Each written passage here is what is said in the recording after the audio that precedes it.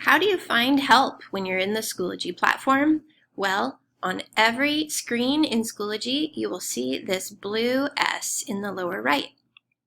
Click on it to access the Help Center, and then you can type in keywords for what you are looking for. You'll be sent to a variety of options, and you can choose the one that meets your needs. You can also find support at the bottom of any page.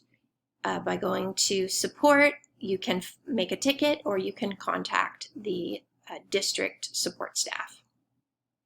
While you're down here, you might check out the Schoology blog. The privacy policy and terms of use are also available here.